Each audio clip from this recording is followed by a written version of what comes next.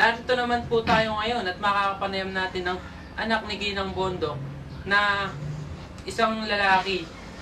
Sir, magandang umaga po. Magandang umaga. Maaari po ba namin malaman ang inyong pangalan? Ako si Mars Roman Bondok, isa sa anak ni Mrs. Celerina Bondok. Opo. Sir, pasensya na po kayo at mukhang naabala po namin kayo at kayo po ata ay aalis. Okay lang, isang malaking karangalan ito para sa akin. Maraming salamat po, sir. Meron lang po kasi kaming ilang katanungan na gustong naming magkaroon ng kasagutan mula sa inyo. Kasi po, nang makausap namin ng inyong ina, ay nalaman namin na mula sa kanyang pagkabata ay dala na niya ang salitang Kapampangan hanggang sa siya ay tumanda. Totoo yun. Actually, nag-uusap kami dito sa aming tahanan, Tagalog, Kapampangan. Ay kayo naman po ba, sir? Mula po ba ng inyong pagkabata ay natutunan niyo na rin ang salitang Kapampangan? Oo. Ganun. Paano po ito nagsimula? Maaari niyo po bang ikwento sa amin kung paano niyo ito natutunan? Since pagkabata kami lahat, dalawang klase yung pananalita namin dito. Isang Kapampangan, isang Tagalog. Dahil dito sa San Vicente, halo-halo ang salita. Tagalog, Kapampangan. So, marunong kami mga Kapampangan, marunong kami mga Tagalog.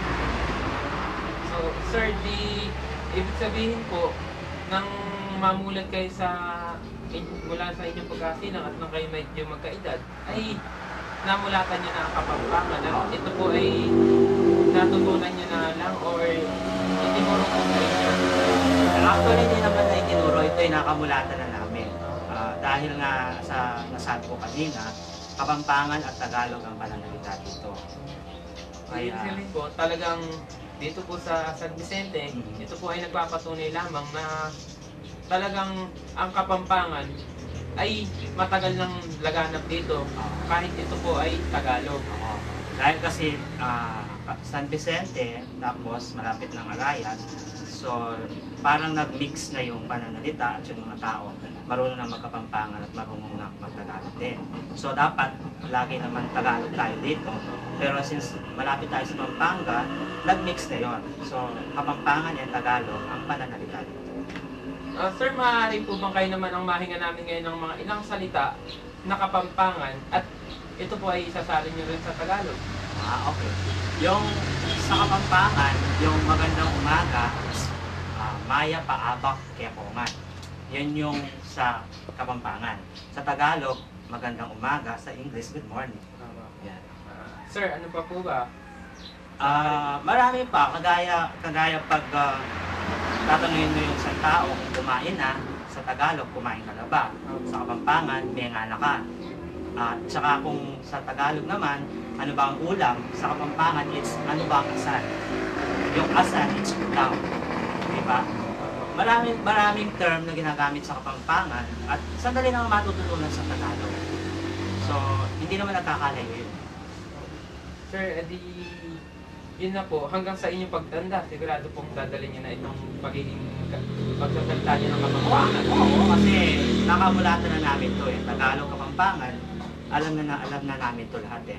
Kagaya sa trabaho ko, since alam nilang taga Nueva Ecija ako, taga dito sa Capiao, and then nag-work ako sa Pampanga, sa Angeles, nagugulat sila bakit marunong ako magkapampangan. Pero alam nila, dito ako sa Nueva Ecija. Ang sabi ko, malapit lang yung Arayat sa Cabiao. Bridge lang na maliit, kaya yung tao nag-mix na. Kapampangan and Tagalog ang pananalita.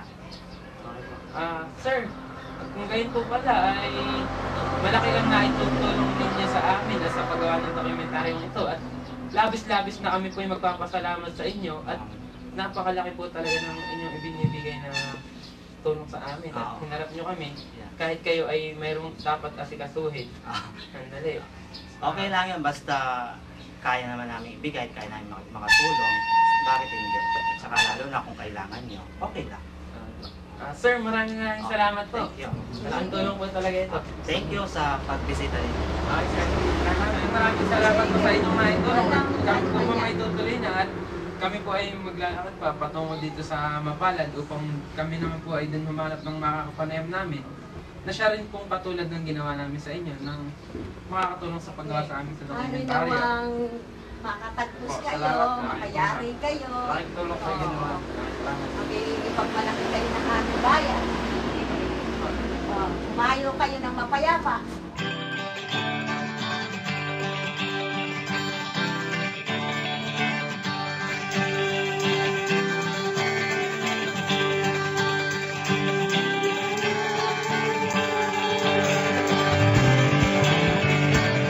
Ito ang tulay na siyang nagdudugtong sa Nueva Ecija at Pampanga.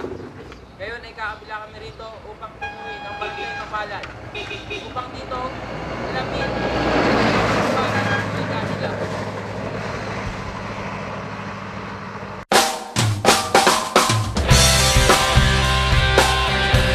Tanghali po muli sa inyong lahat. Narito kami ngayon sa barangay Mapalan, Arayan, Pampanga, upang makipanayam sa isang pamilya tungkol sa lingwahe ng wika at upang madagdagan ang aming kaalaman sa aming ginagawang dokumentaryo. Ngayon ay papasok kami sa kanilang tahanan upang sila ay aming maabala sa kanilang ginagawa at atin ng makapanayam.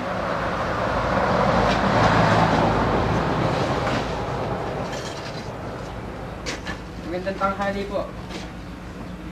Narito po sana kami upang gumawa upang hingi ng inyong pahintulot sa pagmamahal.